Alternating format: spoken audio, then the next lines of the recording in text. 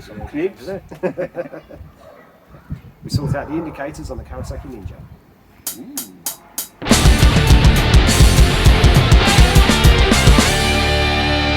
Alright, so as you can see, Lee has already removed the head of the ZX6R, where basically that was the old indicators. Yeah, this is the wiring loom for the lights on the bike. So it attaches just to the front over here. Just literally, that's it. But yeah, you can see it's quite a state. The indicators would kind of work when they wanted to. So obviously the bulbs were fine, but the wiring was knackered. And having a look at it, that's particularly bad.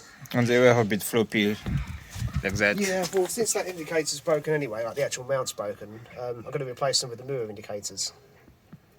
So I thought, while doing that, I might as well actually rewire the loom, or at least part of the loom.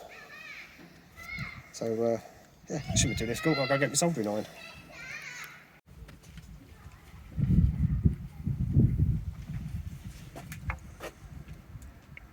Like that. Alright, so we've got the loom extended. Yep, we've tested it out and it all works. So we'll start putting it all back together again. Flaring going back on, so that we can. It's always fiddly. That while we is a big word, so that Lee can put the indicator back on and I can look at him work. Yeah. Oh, look at that! And look in the inside.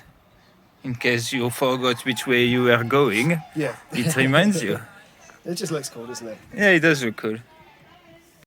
Because these are LEDs rather than standard bulbs. Yeah, the rear is standard bulb in it. You can see them fade in and out. Yeah, but because these are LEDs, so they have a different voltage level.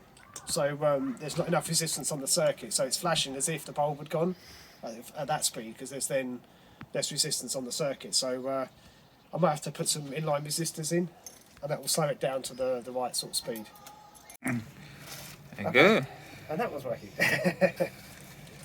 Again, they flash too quickly because of the just the LEDs having a lower resistance. But yeah, cool. So a few washes and that should be all right. But they work.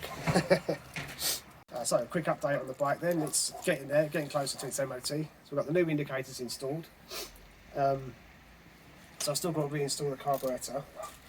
I've got to find my grab rails, and oh yeah, I've just got a clip to go on the side peg. So I think it's this side. Essentially, it's just a clip that goes underneath here, and it stops them from falling out.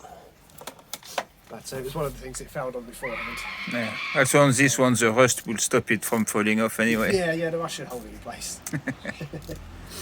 And yeah, this is good to go. When do you think time frame? I'm hoping within the next week or two. Nice. So yeah, nearly there. Next part though is to get the carburetor back on and then fire it back up again. Yeah. On that you've got a video coming for it anyway. Yeah, we've got a video for that. So stay tuned. Yeah, stay tuned. Get excited.